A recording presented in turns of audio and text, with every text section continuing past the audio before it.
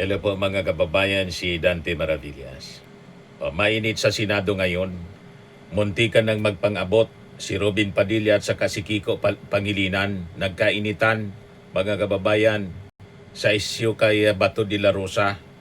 Ayan Nagliliyab mga kababayan yung mga mata ni Robin Padilla. Gigil na gigil kay Kiko Pangilinan.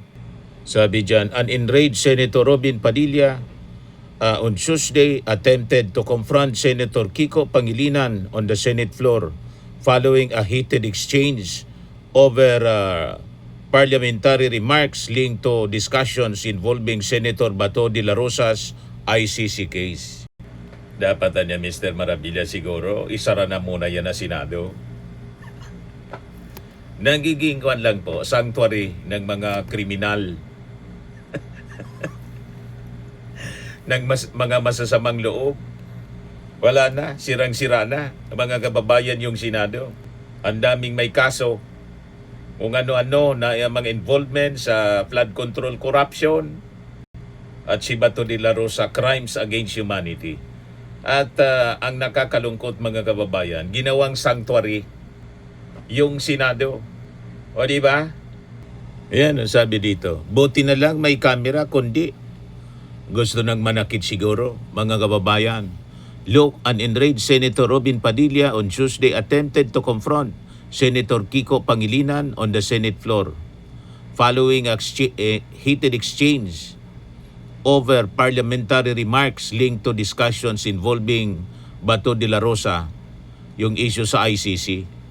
Tension arose after Pangilinan raised a point of order arguing that Padilla's manifestations, including references made during floor deliberations, had already been referred to the Committee on Rules. Pangilinan insisted he still had the floor at the time of the exchange. Padilla, however, took offense and accused Pangilinan of having raised his voice at him. Nakita natin yung pag-raise ng point. Tama naman si Pangilinan. Nag-raise siya ng point of order. Ang point of order, lagi siyang priority. Kasi nga po, na-refer na siya sa committee. Paulit-ulit si Robin Padilla. Kasi nga niya, kaalyado niya. Kaalyado niya kasi si Bato de la Rosa na gusto nilang i-shield na wag maaresto.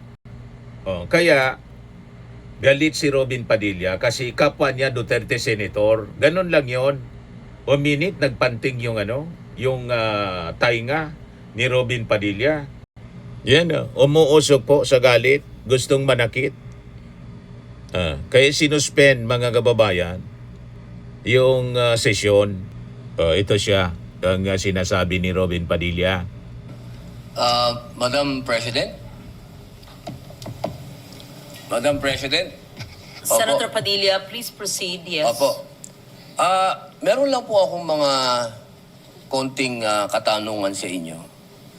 Sapagkat gusto ko po sanang ireklamo si Senator Pangilinan sa pagsigaw. Meron po ba siya rules natin na sinasabing pwede mong sigawan ng kapwa mo, Senador?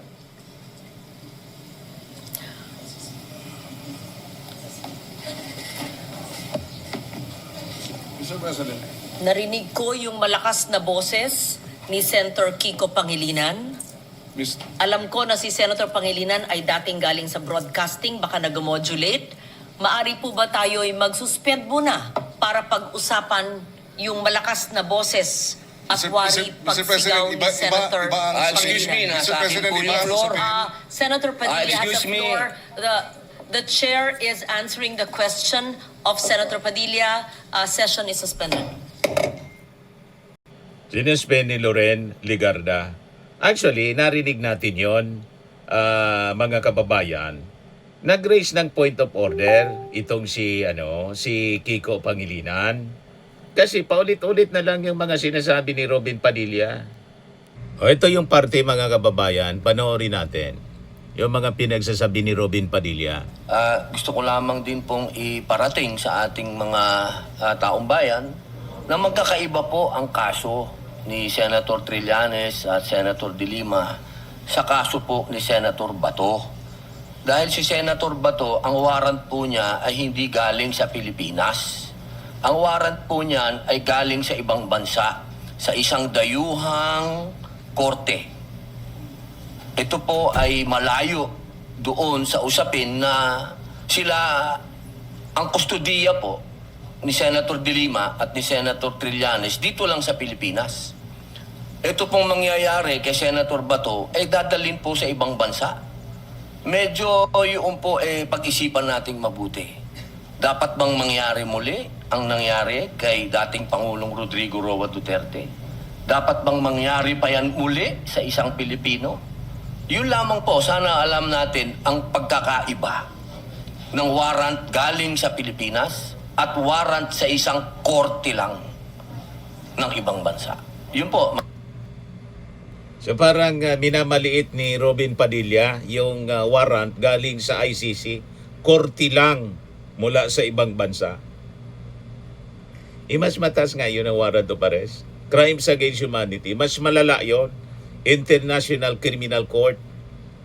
Minamaliit ni Robin Padilla yung warrant of arrest mula sa korte lang, mga kababayan, mula sa ibang bansa. Ituloy natin. Kasi dito ito nagsimula. Pinoy top order ni Kiko Pangilinan. Maraming salamat po. Point of order, Mr. President. Yan. Point of order, Mr. We were going to recognize Senator Marcoleta, but this is a point of order, Yes. so we recognize Yes, Senator Mr. Pangilinan. President. My understanding is this matter was already referred to the Committee on Rules. And any on all such manifestations should have been referred to the Committee on Rules. Senator Pangilinan, Senator Lacson gave several privileged speech, even if the matter was already referred to the committee report. I So, understand, Mr. as a President. matter of tradition, I understand, Mr. we allow that. Ginoong Pangulo, pinilabas yung warrant of arrest kagabi lang, tapos na tayo dito. I Yes, that's why understand. this, Na sinabi po na yung warrant of arrest ay tunay. I understand, Mr. President, and therefore I'm appealing that perhaps this matter should be tackled in the committee rather than in this in plenary, so that we can address other concerns, Mr. President. The appeal- And the for the appeal- record, Pa- paano natin pag-uusapan yung ibang... Siya and for pala the yung record, Mr. President, sumisigaw I still have eh. the floor. And for the record, Mr. President, I have the floor we niya. Tama voted naman. against resolution number 44. So to say that we have this resolution, yes, but there are senators who voted against it, and therefore it is not necessarily our agreement with the points being raised by the good senator from Camarines Norte. For the record, Senator Kita mo na. Siya pala yung mali. Talaga itong kampo ng mga Duterte. Pasala-sala. Siya yung mali kasi nagsasalita pa. Tapos nag-butt-in siya. At malakas yung boses ni Robin Padilla. Kaya nagsalita uli si Kiko Pangilinan. Ako pa niya ang dapat magsalita. I have my floor. Sabi ni Kiko. Kaya tumaas yung boses ni Kiko Pangilinan para i-insist niya yung kanyang punto. Kasi ang unang tumaas ng nag-butt-in si Robin Padilla, mataas yung boses. Ulitin natin. Tapos pinapalabas ni pa-victim talaga na sinisigawan daw siya. Kita mo na? Any Yan, on all such manifestations should have been referred to the Committee on Rules. Senator Pangilinan, Senator Lacson gave several privileged speech, even if the matter was already referred to the committee report. I So, understand, Mr. as a matter President. of tradition, I understand, Mr. we President. allow that. Ginoong Pangulo, pinilabas yung warrant of Sa yung arrest malakas ang kagabi lang, boses eh. tapos na tayo dito. I Yes, that's why understand. this. Na sinabi po na yung warrant of arrest ay tunay. I understand, Mr. President, and therefore I'm appealing that perhaps this matter should be tackled in the committee rather than in this in plenary, so that we can address other concerns, Mr. President. The appeal- And the for the appeal- record, Pa- paano natin pag-uusapan yung ibang... and Siya for the yung record, mataas Mr. yung President, I boses still eh. have the floor. I And have for the record, floor Mr. niya. President, we voted I have the against floor. resolution Sabi number niya. 44. So to say that we have this resolution, yes, but there are senators who voted against it, and therefore For emphasis lang naman. it is not necessarily our agreement with the points being raised by the good senator from Camarines Norte. For the record, Senator Padilla did mention a while ago that he doesn't take it against, and he acknowledges that some senators voted Nanginit na against it. yung And it's on the ulo record. ni ano. Having said that, the appeal Parang is gusto nang noted, manakit but I ni just Robin like Padilla. to mention that we usually give each other leeway depending on the importance of the matter, and the threat to Senator Bato is live. There's been no official communication that he is free until a Philippine court issues a warrant of arrest. No, so I ask the patience of each member, but acknowledge the statement and the interpretation, the proper interpretation of the rules by Senator Pangilinan. So ang hilig nila na gumawa-gawa ng kwento, pa-victim si Robin Padilla, pinapalabas na sinisigawan siya. Siya yung unang tumaas ng boses. Kaya ni-raise niya, no? Kasi nasa kanya pa yung floor. I have still the floor, anya. Nagsasalita pa ako. Kaya nag-butt-in si Robin Padilla. Pa-victim po. So pinapalabas, sinisigawan siya. Hindi man siya sinisigawan, tumaas lang yung boses to give emphasis. Ganon lang yon. Na siya pa yung may microphone na dapat na magsalita. He still have the floor. Ganon lang yon. O diba, mga kababayan, malinaw? Tapos, para wala na pong problema, hindi na magkasakitan dyan sa Senado, isurrender na ninyo yan si Bato. Binibigyan siya ng due process ng ICC. Tapos si Bato, sige po ang drama sa Senado. Sige po iyak. Yan o, paawa, mga kababayan. Kumusta naman yung mga namatay sa drug war nila ni Digong? Yan o, para ng bata. Nagdadrama siya para kawaan, mga kababayan. Kaya sabi ni Atty. Kapunan, para niyang bata. Yan panoorin natin. Bill, which has been Yan passed siya. third reading here and in the House. Shall we also Puro continue drama. with the BICAM for the voucher program, Mr. Yeah, President? if there's no Para kawaan objection, siya I think we ng should, ating all Pangulo continue. And in fact, na I'm binulshit hoping to niya, have a mga kababayan. Senator Cocos soon. I just don't know if today or tomorrow, to discuss the committees and to even consult the minority even before we offer certain committees. But anything that is Drama. pending and should be, I think the only Takot na takot siya, mga kababayan, kasi it's just a matter of time. Hugutin siya dyan sigurado. At i-deliver siya padahig. Yun man lang ang dapat matuwa na siya kasi binibigyan siya ng due process. Di ba? At kung hindi siya nagkasala, mga kababayan, di maabsuelto siya. Yung mga victims po ng AJK, maraming bata, 122 ang mga bata as young as 1 year old. Wala yon, hindi nabigyan ng pagkakataon to defend in court. Lahat patay na. Ayun mga bata yon. Yung iba pa mga kababayan, ilan sabi sa report ng Human Rights? More than 30,000.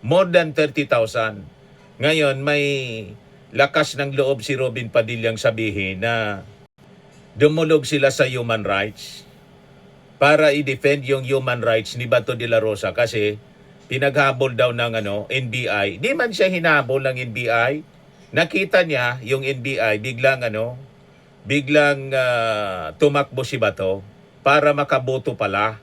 Inamin niya mismo para tanggalin si Tito Soto bilang presidente ng Senado. At ang intensyon malinaw, mga kababayan, para i-shield si Sara Duterte. Kita ninyo? Sa accountability. Kasama Ayan na naging maganda po ang dumulog sa human rights daw sila. responde ng Commission on Human Rights. Sapagkat kanina umaga po nakipagpulong sila sa atin at nakipagpulong po sila sa USAA at kay Senator Bato de la Rosa patungkol po sa nangyari na karahasan at pang-aabuso sa karapatang pantao ng ating mga kasama dito sa Senado. Pang-abuso karahasan. Kumusta naman yung mga na-AJK? Si Bato, may sugat lang dito. Hindi man mula sa pag-wrestling, hindi man siya ni-wrestling pala. Tumakbo siya, nadapa. By his own admission, nadapa siya. Kaya nagkasugat. So dumulog na sila sa human rights. Kumusta naman yung human rights na mga na IGK? Wala silang pake. Silensyo sila doon, mga kababayan sa mga nangamatay.